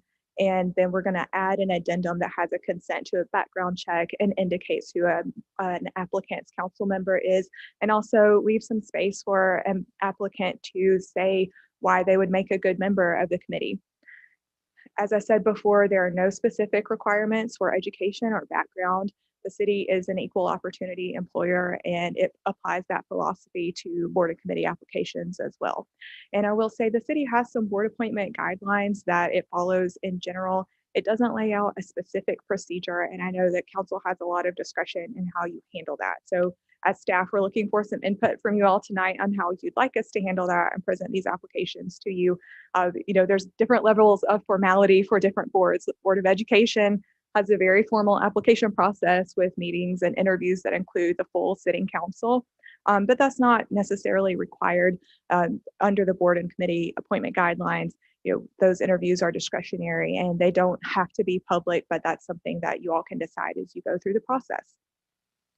The committee guidelines specify that you should give about 30 days for applications to come in and for the council to review them. So we would advise that you take your time and looking and reviewing these applications.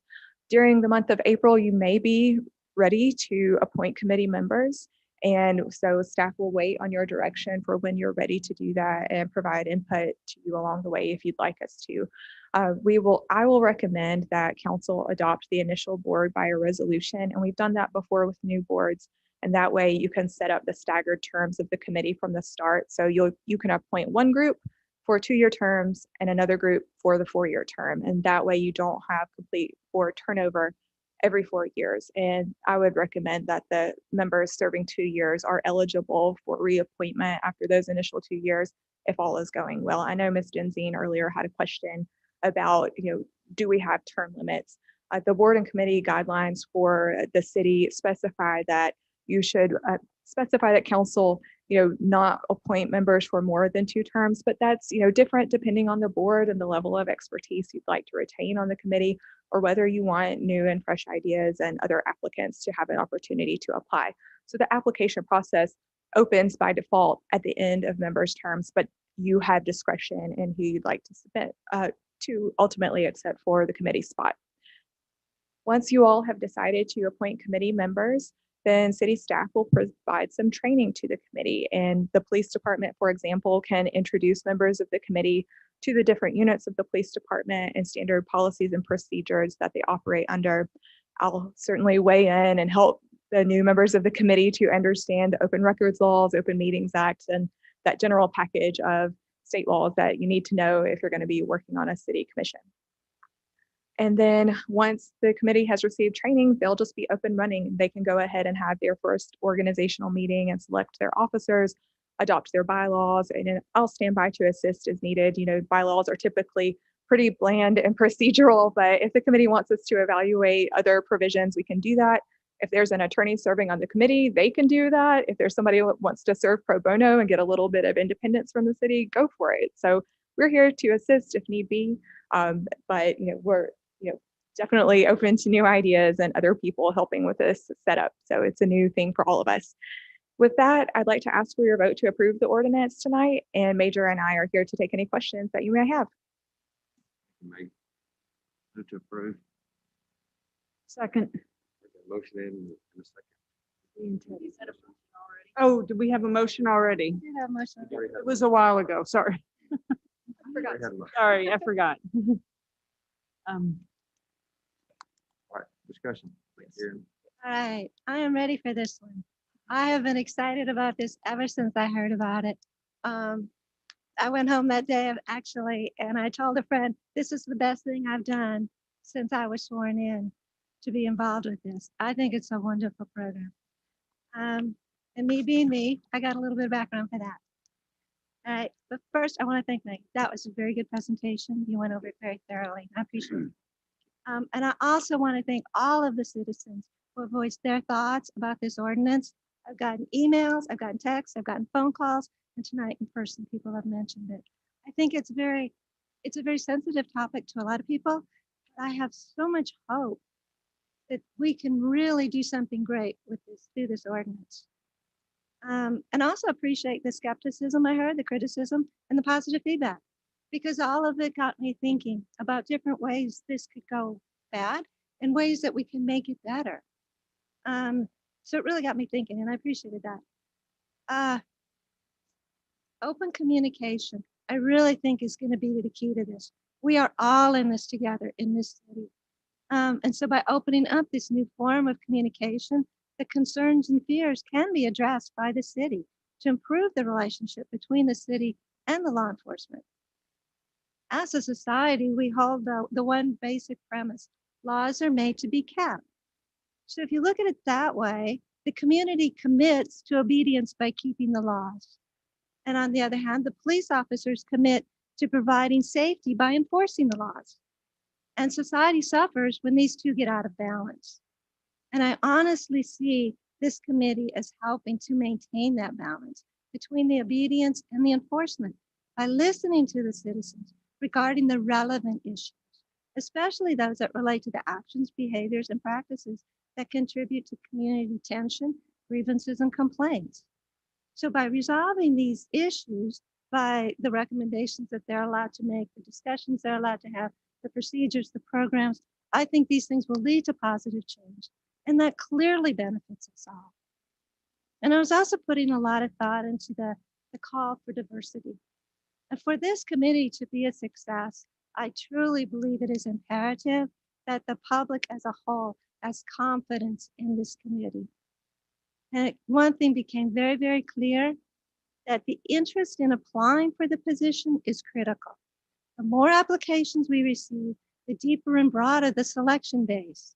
Because I'm only going to be able to select from the people from District 6. If I only have 2 or 3, that's hard to look at a whole diversity. So the more people that we can get to apply, the more diverse this committee will be, and the better it really will serve the community. I truly believe that. And I'm thrilled to hear that Samantha is committed to doing a promotion for the ordinance. And my hope is that those that are currently feeling disenfranchised in any way, they will see this as a way for themselves to have a voice and a way to have a positive impact in our city. I want the potential of this ordinance to become a reality. I don't want it to just be a piece of paper that we pass today and nobody really thinks about it. We put it in the committee and they are ho-hum. That doesn't benefit anyone. I really want this to be an active, dynamic community. And I think this is one way of doing that. I honestly believe that security, it's a bedrock of our society. Every citizen wants to have a safe home, a safe place to work, safe schools, safe place to shop, and to be safe when we're out hiking the trails. Every business, they want to have protection of their establishment. But in the exact same way, likewise, the law enforcement staff, they want to serve the citizens. They want to maintain these safe places for everyone, everywhere in Madison. We are all in this together, the citizens and the police. And I think this ordinance, this way of looking at things and bringing together a group of people who really are driven to look at what is important to the city, ways that we can help communicate between law enforcement and the cities before any problems ever develop. If you look at the ordinances, and you went over that really good, but the whereases, they're great. They talk about the intent, but I think the focus is on the purposes, because it's in the purposes that we find the positives of all this. And you read, I'm not going to read all of them like you did, but really to promote the productive police and community interaction. So there's greater understanding of the nature and causes of the complex community problems. To provide an effective organization that will address the concerns of the community.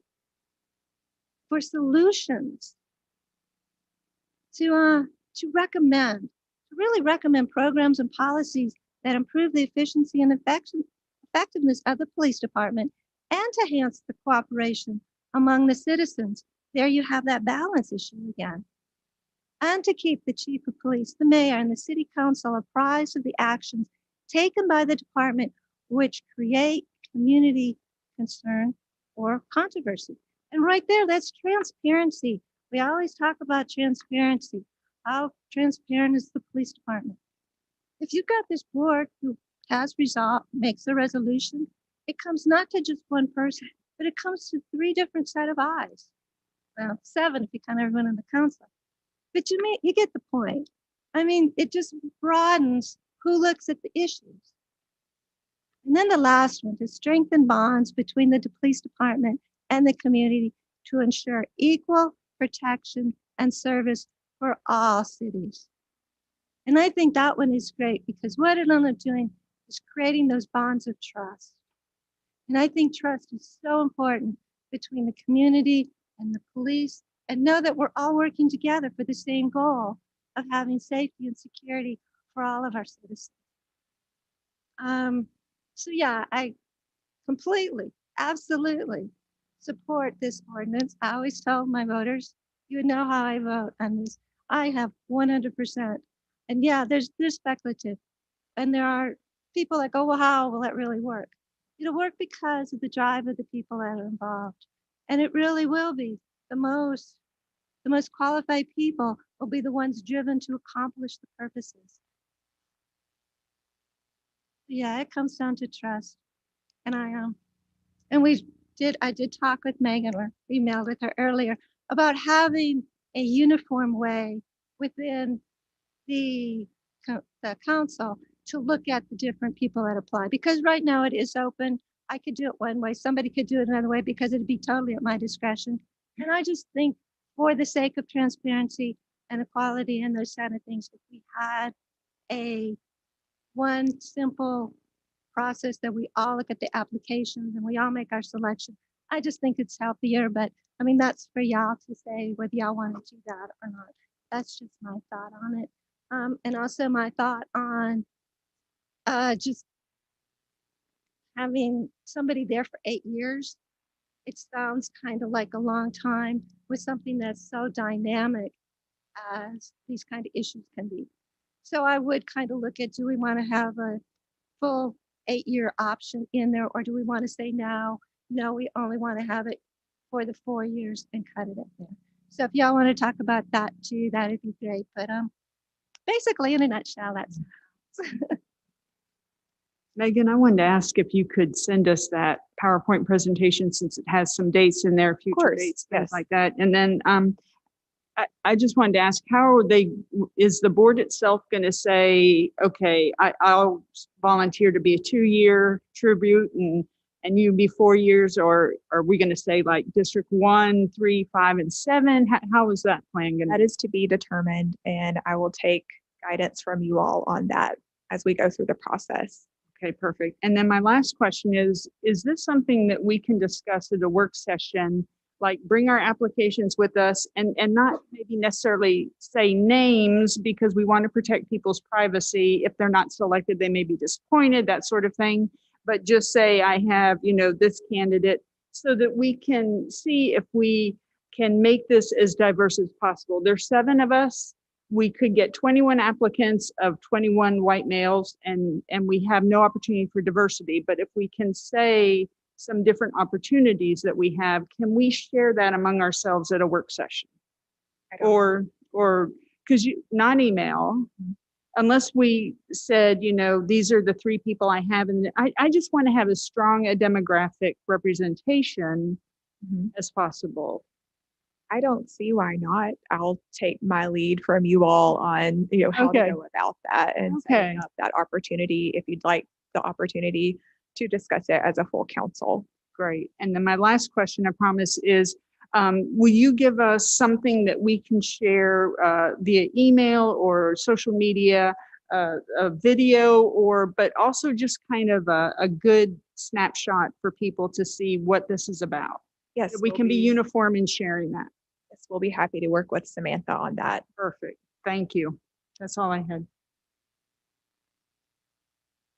Will the link to apply be available tomorrow if we approve this ordinance?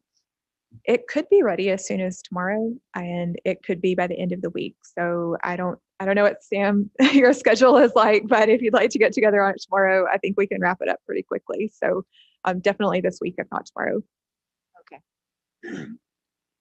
So we can, I know that we have a time schedule, and of course, we'd like to follow that, but let's say, for instance, that we don't get enough applicants or something like that, because I can tell you on a lot of boards, we don't always get applicants, and there may be 4 in Connie's district and 1 in mine, and none in someone else's.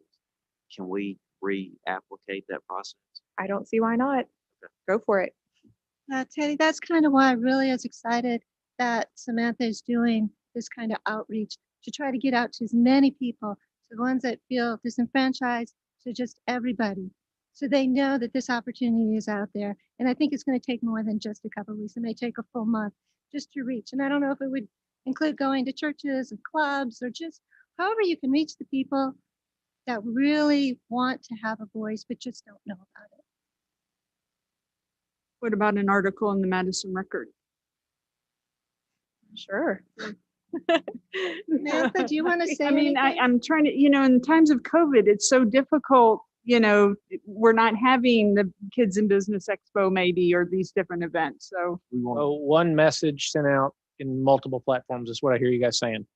yes, I think one message to be as clear as possible that Right. we're all, rather than sending scattering things. Yeah. So, We would consider it within, and we will prioritize that and make sure that her time is available to make sure we get that out and find the multiple avenues that we can get it out. another thing that I just want to point out too is we can always send press releases out that gets out to a broader community than just, people who may see it on social media. So we'll get it out to all of our avenues. Perfect. Thank you. So we can go ahead and approve it tonight as is, and then we can discuss it at work session on the 3rd. If there's something we want to change at that point, then we can next council meeting, but to go ahead and get it out and go ahead and let Sam start getting it out. And we can talk about term limits if there's certain districts that will volunteer for 2 years or volunteer for 4 years. We can talk about that next Wednesday night. We can talk about any other, things that if we want to make amendments to it, next council meeting, we can do that. I didn't know whether we had to go ahead and amend whether there's a term limit or not tonight. No, ma'am. We'll do it. You can always amend it later. Yes, ma'am. Absolutely. And go ahead and start it, get the ball rolling. That's all right with y'all. Yeah, sounds great. Sooner the better. Is that all the discussion? All right, can we get the vote, please? Councilmember Seifert, Aye. Councilmember Denzine, Aye. Council President Shaw, Aye. Councilmember Robleski, Aye. Councilmember Spears, Aye. Councilmember Powell, Aye. Councilmember Bartlett. Aye. Motion passes. Thank you so much. Thank you for all your work on this. And I just say the closed caption. when it's reading who's voting. I know. Yeah, yeah. It's safer. Yes. Karen is dancing. Elusive Mary Oh, Beth. and You're good for the 10th. Yes, sir. All right. Good. And I confirmed with Josh. I texted him. He's fine. Thank you so much. All right, work session on the 10th, 5:30 in here. Your first item is just a first reading, and this is ordinance 2021-48. This is for vacation of a utility and drainage easement. We have an exhibit here. This is actually a request by Madison Utilities, where their water treatment facility is located over by Town Madison. And you can see on this exhibit, there's these 2 gray shaded areas. They've just done a combination of a parcel, so these easements are no longer needed. So again, this is just a first reading. The next item is proposed ordinance 2021-52. This is also vacation of utility and drainage easement. And this is on County Line Road. It's near where the south of Palmer, near where the animal hospital is expanding. And we have a dentist office that's going in. And so they had done a parcel map. And you can see the smaller square in the lower left corner is where the easements to the north and east would be removed. Just recently, the applicant asked us if you would all suspend the rules for this. They were delayed in getting their paperwork. I'm not sure why they were delayed, and I apologize for the late notice on this. If you're inclined to suspend the rules, if not, we'll bring it back before you at your next meeting in March. We have a motion to suspend the rules. Should suspend the rule. Second. Motion and a second. Any discussion? Get the vote, please. Councilmember Powell, Aye. Councilmember Spears, Aye. Council President Shaw, Aye. Councilmember Obleski, Aye. Councilmember Bartlett, Aye. Councilmember Denzine, Aye. Councilmember Seifert. Aye. Motion passes. Going down a motion. Move to approve ordinance 2021 dash. Second. Motion and a second. Any discussion? I just wanted to ask, is the IGA still going in at that corner? It is not. I mean, they kind of shelved those plans, so I'm not sure if they'll be back or not. So it's a little bit different property than where the vets. This is further south. It's part of the Whitworth Oh, that's Farms is what we right. call it, but it is further south. Right, because the IGA was going in at Mill. Right. It was going directly at the corner. Mhm. All right, thank you. Get the vote, please. Councilmember Seifert, Aye. Member Powell, Aye. Council President Shaw, Aye. Councilmember Obleski, Aye. Councilmember Spears, Aye. Councilmember Bartlett, Aye. Councilmember Denzine. Aye. Motion passes. And the last item, thank you for that. They'll be very appreciative. The last item is resolution 2021-57-R. And this is an agreement with Stewart Electric to install a couple of parking lot lights in a portion of the ballpark parking lot. Stewart Electric has done some additional electric work for us for the multi-use venue, so we've been really happy with their service. So I'm hoping that you will approve this. This is money that we did have set aside in our budget already. So this is not new funds that are being allocated. It is part of the ballpark monies, and we just had this money left over. We had been saving it for lighting. Move to approve. Second. Motion and a second. Any discussion? This still keeps us under budget. Yes, sir. Good job. So these are, It's going in the Sorry. square. It's going in that square that we just finished asphalt. oh, The so it's, Public Works just Okay, paved, okay. and so that's basically two lights. There's 4 heads on each of the lamp posts, but there are 2 lights there. okay, great. Thanks. Any other discussion? We get the vote, please. Councilmember Seifert, Aye. Councilmember Powell, Aye. Council President Shaw, Aye. Councilmember Obleski, Aye. Councilmember Spears, Aye. Councilmember Bartlett, Aye.